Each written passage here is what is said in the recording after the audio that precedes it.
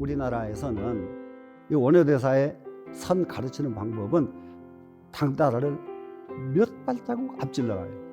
그런데 이제 우리가 원효대사 끄라고 해가지고 중국 선사들 것만 교재로 삼지 원효대사 방법을 교재로 안 삼는단 말이죠. 이게 한번 돌이키는 것에 좀 이렇게 좀 자꾸 생각을 하다 보니까 원효대사의 방법이 과연 무엇이었을까 하고 자세히 관찰해 보니까 삼매를 설명하는 것도 원효대사가 정말 잘 설명을 하셨고, 구주신법이라 해가지고 마음 닦는 방법도 얼마만큼 잘 설명이 됐는지 몰라요. 그 사람들의 모자란 것을 고쳐주는 것이 참선으로서 고쳐주는 거예요. 우리가 지금 내일 나는 화를 절대 안 내, 이제 지금부터 다짐을 수억만 번 해도 화날 일이 생기면 화가 나버립니다. 화를 안 나게 하려면 어떻게 해야 될까? 이것이 그 사람을 깊게 만들어주는 거예요. 사람의 마음이 깊어지면 화가 안 나요. 아주 쉬운 말로 애들하고 어른이 싸우면은 어른은 어린애한테 화를 낼 수가 없어요. 어린은 경지가 깊고 어린애들은 경지가 낮거든요. 그래서 경지가 깊어지면은 자연히 화가 안 난다. 경지가 깊어지면 자연히 시비가 끊어진다. 그래서 이게 실제로 우리 공부는 이렇게 깊은 경지로 이끌고 가는 것이 명상수행법입니다. 그런데 이제 원효대사 신법을 지금부터서는 우리가 삼선 수행하는데 진짜 교재로 삼아야 되겠다 하는 것을, 그 전에 미처 못한 것을 참여하고 반성을 합니다. 그러고 나서 그 다음에 조선시대에 오면서부터서 아주 기가 막힌 분들이 막 수없이 나오는 거예요. 예를 들면 서산, 사명, 그리고 이 보조국사, 보우국사, 이런 스님들의 가르침이 무궁무진해요. 얼마나 잘 정리가 됐는지 말로 할 수가 없습니다. 그런데 우리가 그런 방법을 교재로 삼지 않고 있다, 이러면 안 되겠다 하는 생각이고요. 예를 든다면은 우리의 관념상 우리는 중국을 더 높게 본다고요. 저부터서 또 참여한 것은 뭐냐? 태고 보호국사입니다. 문집을 한번 딱 보니까 인정하고 싶지 않은 그런 구절이 있더라고요. 그거 한 구절 있다고 태고 보호국사를 마음에서 접었습니다. 그러고 있다가 계기가 오는 것이, 이게 통화사에서 보호국사 문집을 강의를 해달라고 이 요청이 온 일이 있었어요. 그걸 딱 보니까 모군 이색 선생이 거기다가 터문을 썼더라고요. 그 이색 선생은 얼마만큼 애국심에 강한 사람이냐? 이게 고려 말기에 원나라에서 이게 사신이 옵니다. 근데 이 사신이 전에도 왔다 간 사신인데, 이 사람이 오기만 하면은 고려 정부에다가 얼마만큼 가혹하게 온갖 요청을 다 해가지고 뺏어가고 별짓 다 했던 사람이에요. 근데 이 사람이 또 온다고 하니까 정부가 이거 어떻게 하면 좋겠느냐? 이 사람 좀 제발 좀 안 오게 할 수가 없냐? 이래서 이제 날마다 회의를 해. 그 사람을 쫓아낼 방법을 아무도 못해. 그러니까 한 사람이 딱 제안을 합니다. 목은 이색 선생을 사신 그 접객을 하도록 합시다. 그래 목은 선생한테 두 말 않고 하겠다고. 그러면서 딱 다 알아차리는 거예요. 목은 무엇 때문에 자기를 시키는 것을. 그러니까는 그 길로 얼굴에다가 새까맣게 칠을 해서 아주 농사꾼처럼 만들고, 애꾸는처럼 눈을 한쪽을 가리고 뱃사공으로 변장을 해서 사신을 배에다 태우고 배를 몰고 이제 바다로 들어옵니다. 들어오는데 여러분들 지금 저 강화 가보신 분들 잘 아실 거예요. 가보면은 배를 타면은 그 갈매기 떼가 막 얼마만큼 난리 압니까? 근데 그때도 그랬어요. 어느 나라 사신이 우리나라 목은 선생을 보니까 이게 애꾸눈이거든요. 조탁 정장모기로다. 새가 뱃사공에 눈을 딱 쪼아 먹어버렸구나. 딱 이러니까 목은 그 이색 선생이 사신의 얼굴을 쳐다보니까 코가 이렇게 삐뚤하게 생겼거든요. 그러니까 풍취의 문장비로다 바람이 사신의 코를 확 불어버렸나 보지? 이렇게 대응을 했어요. 이러니까는 아니 사신이 뱃사공한테 말했다가 망신을 당해버리니까 지금 체면이 말씀이 아니에요. 아무 말도 않고 이제 배를 타고 가는데, 이거 이 갈매기 떼들이 그렇게 노니까 거기서 또 시를 한 수 없습니다. 지금 원나라 사신이 잠부침 잠부침 잠잠부부침 잠겼다 떴다 잠겼다 잠겼다 떴다 잠겼다. 강상 규어지지로구나 강우에서 물고기를 엿보는 새로구나. 이렇게 시를 읊었어요. 노래를. 그러니까 그 시가 떨어지자마자 목은 선생이 바로 대응을 하는데 비상하 비상하 비비상상하. 잠부침 잠부침은 벌써 잠부침 석자식이잖아요. 비상하 석자지요. 올라갔다 내려갔다 올라갔다 올라갔다 내려왔다. 새들이 이러잖아요. 그런데 기가 막힌 건 그 다음 구절입니다. 아까 원나라 사시는 강상규어지조로다에 강우에서 물고기를 엿보는 새로다 이렇게 했는데 이색 선생은 원중 탐화지접이로다. 동산 가운데 있는 꽃을 엿보는 나비와 같구나.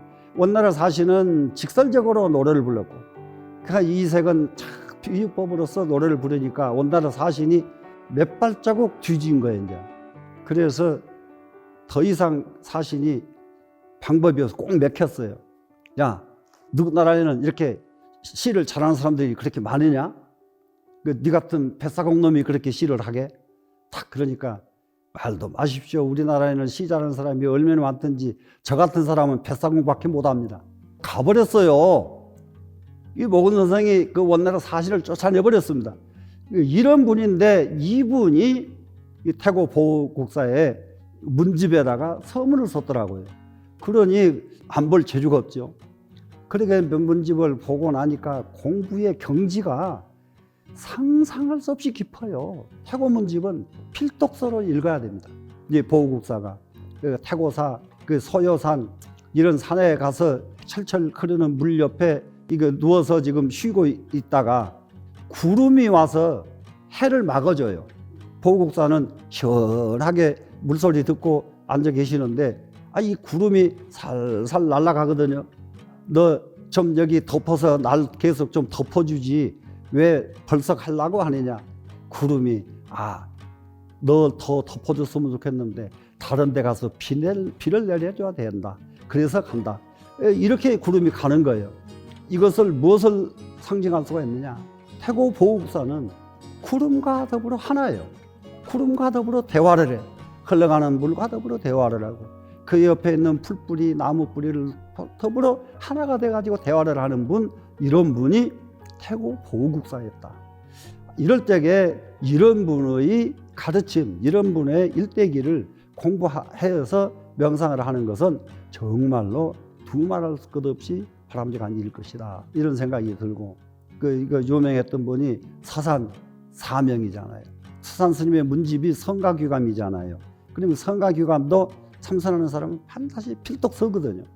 그러니까 우리한테 지금 한국선은 관아선 수행법을 바탕으로 하고 있으면서 부처님의 당시의 수행법을 통합을 한단 말이죠.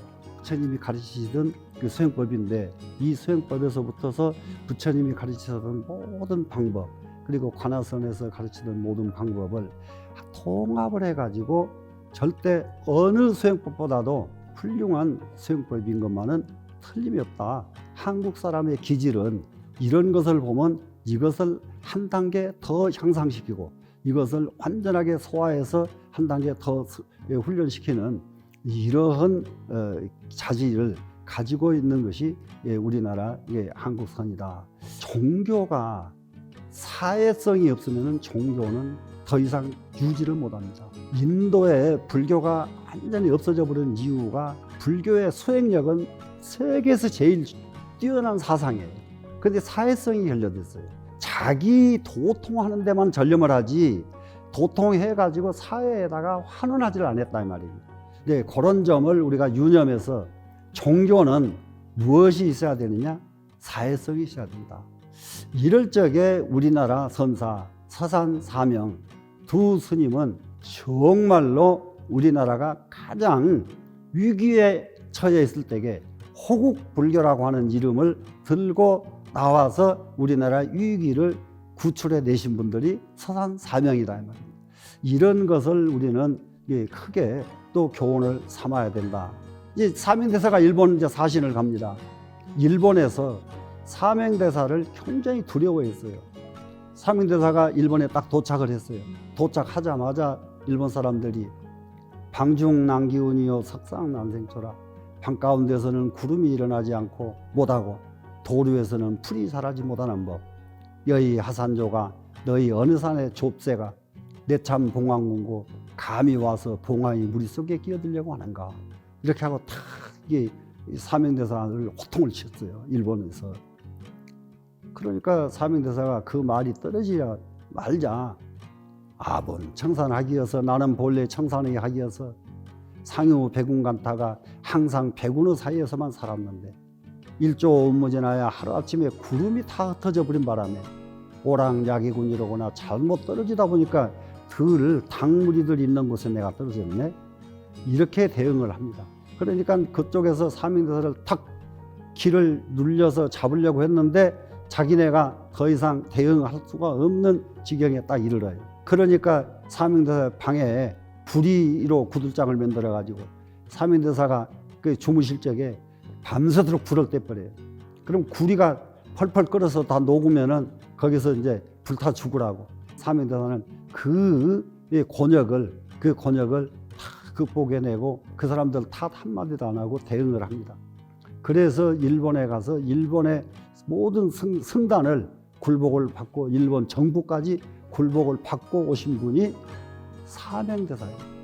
이제 그러한 기능이 생명을 기꺼이 갖다 바쳐서 호를 단신으로 적진에 이렇게 갈 수 있는 그런 큰 그 기량, 이런 것들이 어디서 나왔느냐? 전부 서단 스님의 가르친 이 선 명상에서 이런 자질이 나온 것이다. 이렇게 생각할 때에 우리는 나라를 지키고 세상을 살리는 것도 선이고, 세상을 최고의 문화로 향상시키고 세상에서 가장 위대한 미래 새로운 지도자가 나오게 하려고 그러면은 그 지도자도 선으로서 지도자의 자질이 갖출 수가 있고 한다는 점을 우리는 명심해 가지고 참선 명상에 한번 다 같이 한번 전념을 기울여서 이루어졌으면 좋겠습니다. 감사합니다.